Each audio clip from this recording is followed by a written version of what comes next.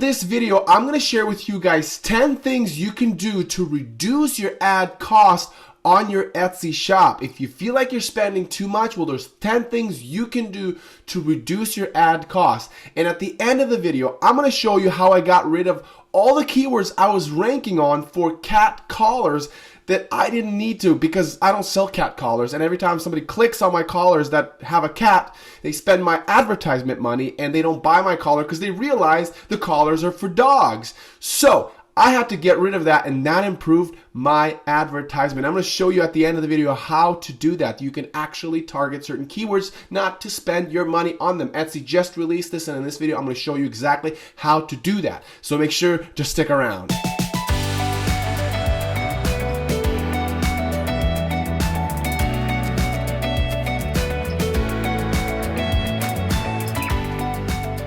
Hello guys, my name is Vlad. I'm the owner of Tag Pup. It is the #1 pet product store on Etsy in terms of daily volume sales. You can check with erank.com. You'll also find that I'm a top 1% store, and I have consulted some of the top 1% stores in order to improve their revenue. So I know what I'm talking about. So if you're new to this channel, make sure to subscribe, hit the bell notification, and if you like this video, hey, leave me a tip by liking this video. So smash out that like for me and comment on the bottom, what's your most frustrating thing about Etsy that you want me to help you with, and I might make a video about that. So make sure to comment on the bottom. I would love to give my expertise. I want to help you guys grow your store, so make sure to follow me for more content like this. So the first thing you want to do with your Etsy shop, and this is fundamental, a lot of people just go past this and they don't think about this, but you want to sell a product that is as niche down as possible, because if you're selling t-shirts, well, you're going to sell to a lot of window shoppers. They don't really care about your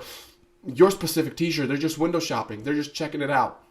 And there's so many competitors. But if you niche down, the more niche you can get with the higher traffic, the better results you are going to get. There's not enough niche stores. And if you guys watch my previous videos, you know that when I review some of the top selling stores and I review some of the products, they are very niche. They're very specific. And especially if you can add personalization to it, well, you're going to have a much better luck on not spending so much on your advertisement. The second thing you want to do is add more items to your store that will complement your other items. So I always talk about the aisle experience, right? When you're going to a gift shop, gift section, right? You want to get wrapping paper. You'll also find tape. You'll find bow ties. You find all the things you can put to when you're wrapping your gift, right? So you want to add other items that they could either add to their cart as well as they're buying, or they ended up buying the other thing and not this thing. When you have that, that means your customers have a better shot at being converted to buying a product from you than if you were just trying to sell that one listing that you are advertising. So add more things to your store that complement or create that aisle experience. Number 3, I'm preaching to the choir here, but you guys, there's so many people that don't do this. Make sure that your shop looks professional. Hire a professional photographer. They're like $200.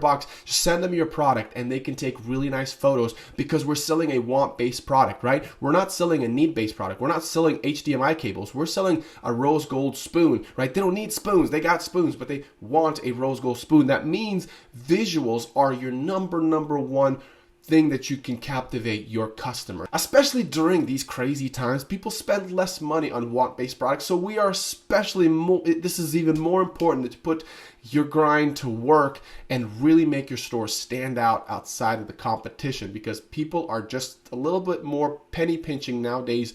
Do they really want this product? You want to convince them that yes, they want this product with photos and beautiful photography and visuals. Number 4 is you have to have a competitive price. And this oftentimes leads to having a poor processing on how you process this product, how you make the product, right? Or if you're a print on demand, you only have so little amount of room to play with. Make sure that you have a competitive price, because you can have a t-shirt that's cost $40, but so many people clicked on it and they said, I don't want to spend $40 on a t-shirt. They come to their senses and they don't buy you. They abandon the cart, but they use your advertisement money. So make sure that your price is competitive to when they favor a bunch of other stuff and they look at all their options and they say, you know what?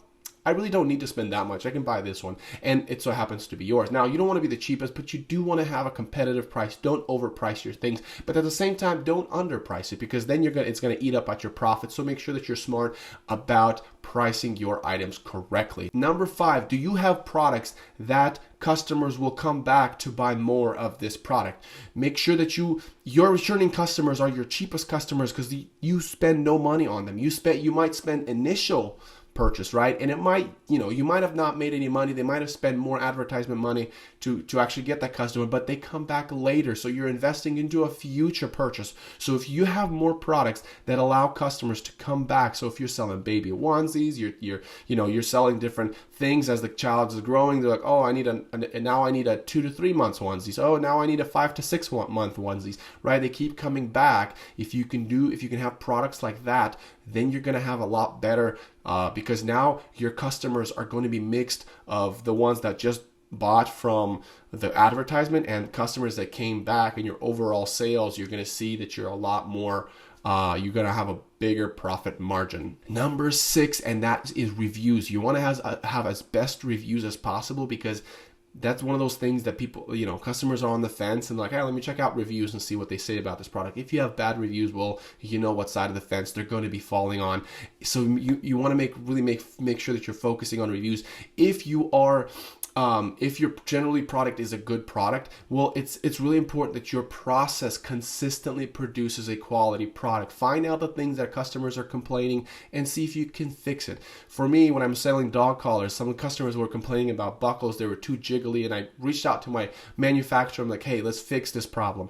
Then the next complaint was the fabric was too flimsy. It just frays. And so I'm like, hey, let's get better fabric. And so I got better fabric, scratch resistant fabric. So really responding to your customers will allow you to get better reviews, and better reviews means better conversion rate. Number 7, don't include keywords in your tags or title that don't make sense.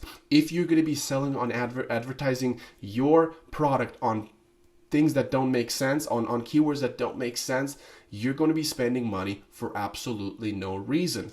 And this is a tough one, because sometimes you don't know what it's going to be advertising on, but at the end of the video, I'm going to show you how to get rid of those keywords, even if it is accidentally selling or advertising on keywords that you really don't care about. And I'm going to show you how to get rid of those keywords at the end of the video, how you can optimize your keyword that it's advertising on. So, and number 8, make sure that you pay attention to your tags and titles. Make sure that you spend the time researching the kind of titles, the kind of keywords that your niche product is going to sell best on. See your competitors. Where are they selling their product? How are they able to make so many sales? Are they selling on certain keywords that are just doing so much better than yours?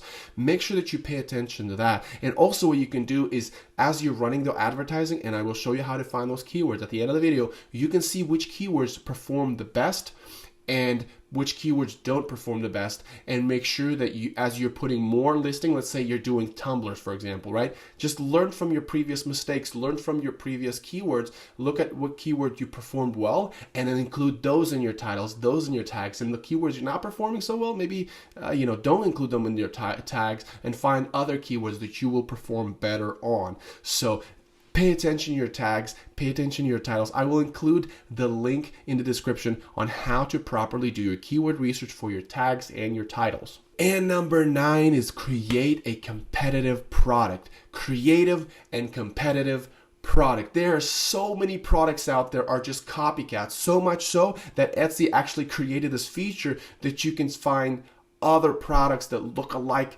that product. And if you are going to be one of 100 same design products, well, they're just going to favor it, and they're going to favor those other 100, and they're going to see which one do I want, and you're just going to be in the sea of all those similar. Now look at those pillows, black and white with the circle and like the calligraphy. There's so much of those kind of pillows.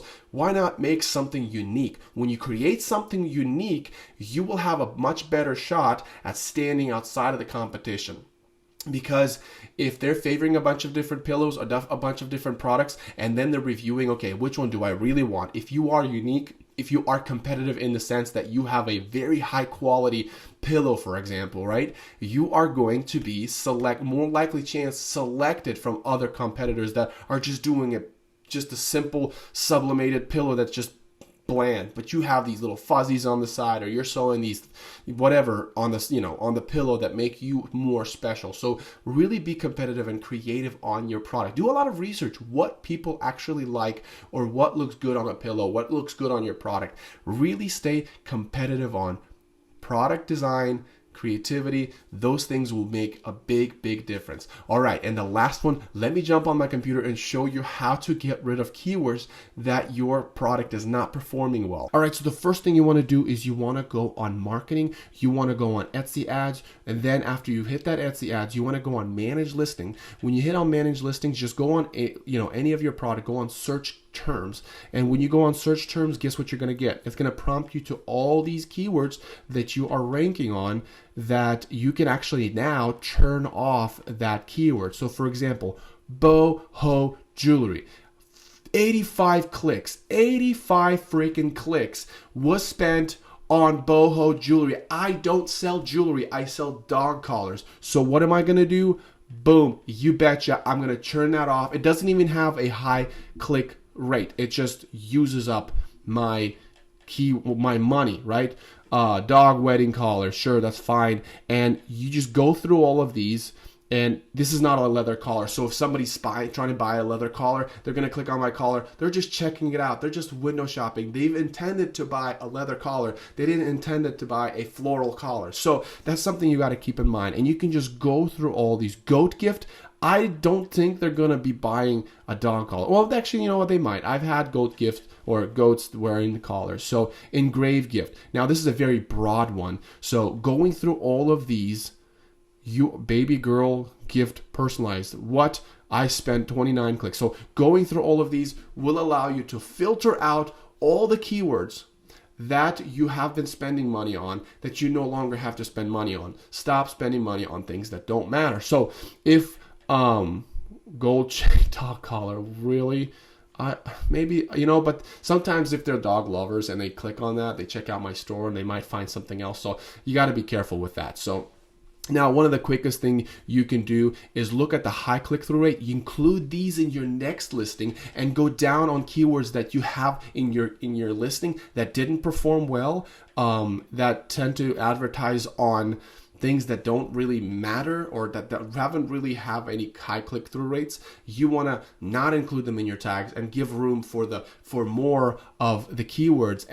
Create a list, start putting together a list, get an Excel spreadsheet and start putting these keywords that matter on your listings, and you're going to see a much better result. Your listing is going to pop off much faster, you're going to sell more, and two, you're going to spend less on advertisement if you do this to all of your listings. So hopefully this video was useful. If it was, make sure to hit the like on the video. That would help me a lot. And also comment on the bottom on any other things that you want me to talk about, so I can help you in your Etsy shop journey. So hopefully I can see you next on my video. I can't see you, but hopefully you can see me on the next video. Anyway.